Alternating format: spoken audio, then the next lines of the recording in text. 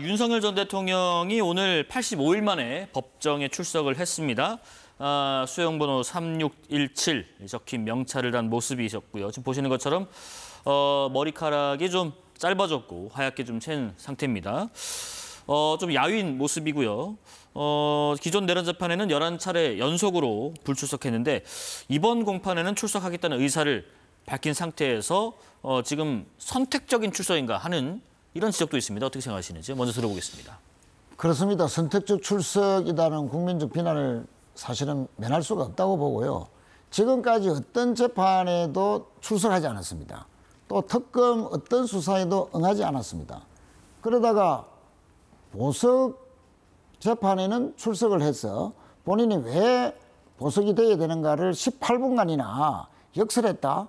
과연 이것을 보는 국민들이 내란을 일으켰고 쿠데타를 일으켰던 내란 우두머리로서 자신이 지켜야 될 피고인으로서의 어떠한 의무를 하지 아니하고 본인이 필요했으면 보석을 할 때만 그렇게 한다. 또 며칠 전에는 병원에 가고 또 어떤 특검 수사에는 또 선택적으로 수사를 받겠다 하고 있습니다.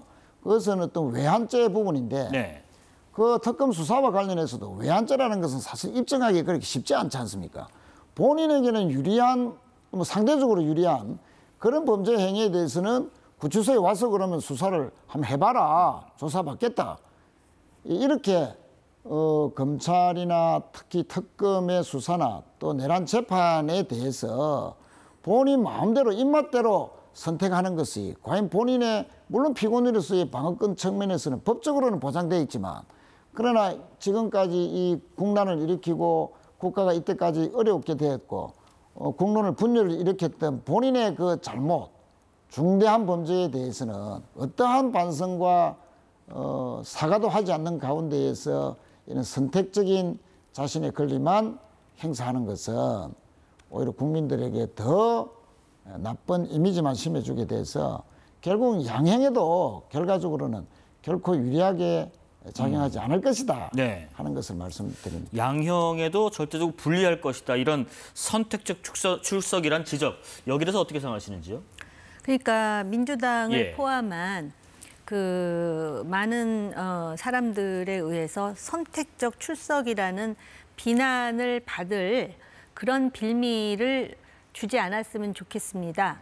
자연인으로서 지금 구속되어 있는 것이 아니라 지금은 권력이 없지만 어쨌든 대통령의 신분으로서 위헌적인 그러한 그 계엄을 선포함으로써 이런 사달이 벌어진 것인 만큼 재판에도 출석하면서 본인이 그 소위 지금 구속된 상태에서 무슨 이유로 계엄을 선포한 것인지 또 어떠한 그 국정 운영에 있어서 우려를 가지고 있었는지에 대해서 설명하는 것도 지금은 전직의 신분이지만 공직자였던 사람으로서의 국민에 대한 도리라고 생각을 합니다. 그리고 네. 본인의 아까 양형 말씀도 하셨는데 출석을 하는 것이 본인이 글쎄요 이게 지금 내란죄라면은 과연 양형 참작의 공간이 있을지는 모르겠습니다만은 그래도 적어도 대통령은 국민의 위에 지금 대통령도 마찬가지입니다. 주권자는 국민이라면 적어도 그 예의와 도리와 그다음에 그 의무를 다한다는 차원에서도 네.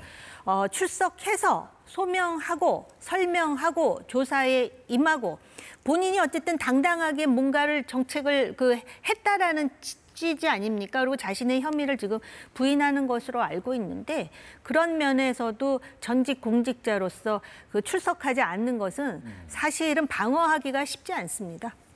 지금 오늘 재판 같은 경우에는 그 재판부에서 사전 촬영과 또 중계도 허용했습니다. 이게 실시간 중계는 아니고 재판이 끝난 다음에 개인정보가 노출되는 부분들은 가려서 그 과정을 거쳐서 영상이 공개되게 되고요. 하지만 재판 안에서 어떤 얘기가 오가는지에 대해서는 좀 얘기가 전해진 바가 있습니다. 일단 오늘 재판 관련해서요. 비상계엄 당시에 국무위원 일부만 소집해서 회의를 열고 나머지 국무위원들의 계엄 심의와 의결권을 침해한 등의 혐의에 대해서는 윤 전 대통령 측에서 일단 공소 사실을 모두 부인했고요. 그리고 이제 보석 심사도 이어졌는데 윤 대통령이 이런 발언을 했습니다. 구속 이후에 1.8평 방안에서 생존하는 자체가 힘들다. 보석을 해주면 운동과 당뇨식을 할 것이다. 그러면서 사법 절차에 협조하겠다라고 했고 이 특검 수사도 좀 비판을 했는데 중요하지도 않은 증인 신문으로 시간을 끈다. 수백 명 검사가 붙어서 5만 가지로 기소를 하고 있다. 마지막으로 법정에서 유죄가 인정되면 차라리 처벌받고 싶다라는 등등의 얘기를 한 내용들이 지금 전해졌습니다. 오늘 이 발언들에 대해서 정 의원님 어떤 부분에서 좀 주목하시고 이런 부분에서 좀 평가를 하신다면 어떤 맥락에서 좀 말씀 주시겠어요?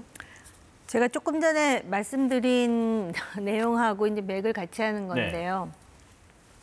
여기 보면은 이제 보석해주면 운동도 하고 당뇨식도 하고 1.8평에서 생존하기가 너무 힘들다라고 하는 거는 대통령으로서 자신이 왜 계엄을 했는지에 대한 어떤 참회라든지 설명이라고 하기에는 완전히 이제는 그 뭐랄까 한 개인 자연인으로 돌아가서 이게 너무 힘들다는 걸 지금 호소하고 있는 것 같아서 여러 가지로 이 내용을 접하는 사람의 입장에서도 조금 참담한 생각이 듭니다. 네. 개인적으로 얼마나 힘들겠습니까? 독방에 수감해서. 그럼에도 불구하고 전직 대통령으로서 대한민국을 정말 한번 뒤집어 놓을 만한 그런 대사건의 중심에 있지 않았습니까? 그렇다면은 그런 거에 대한 어떤 진정성 있는 보석을 원한다면 그런 내용이 들어가 있었으면 어땠을까? 그냥 일반인을 접하는 듯한 그런 느낌이 들어서 씁쓸하네요. 네, 지금 윤 전 대통령 입장 저희가 전달을 해드렸고 보석 여부에 대한 결론 또 어떻게 날지도 싶고요. 어떻게 생각하시는지요? 보석은 뭐 전혀 이루어질 가능성이 없다. 네. 저는 그렇게 생각을 하고요. 우선 뭐 형사소송뿐만 보더라도 무기징역이나 사형만 있는 그런 제목의 피고인한테는 보석이 없다 하는 점도 환기시킬 필요가 있고요. 네. 건강 문제 이야기를 본인은 했지만 운동과 당뇨식이라 했습니다만 얼마 전에 특검에서 수사관들을 보내서 교도관들이 강제 인치하는 과정에서 상당한 저항을 했다라고 했지 않습니까? 그때 보여줬던 완력이나 전해진 그 바에 의하면은 과연 저렇게 힘든 것을 호소할 만한 정도로 체력이 좀 힘들었다면 그 정도의 저항을 할 수 있었을까? 반문해보기도 합니다. 그런 측면에서 저는 뭐 오늘 사실은 살이 좀 빠져 보였지만 그래도 건강은 충분하다. 저는 그렇게 또 생각을 하고요. 특검에 대한 비판도 굉장히 오늘 많이 언급을 했습니다. 아니 본인이 저지른 죄가 얼마만큼 많기 때문에 그토록 많은 검사들이 수사를 하고 또 수사해야 될 대상이 얼마나 많은지 그것을 다시 반출을 해야죠. 느닷없는 계엄 때문에 그것도 일순간에 벌어진 그 일이 아니고 거의 작년 24년 3월 달부터 계엄 이야기를 해서 작년 6월 달부터는 아주 구체적으로 준비를 해왔다는 건 아닙니까? 네.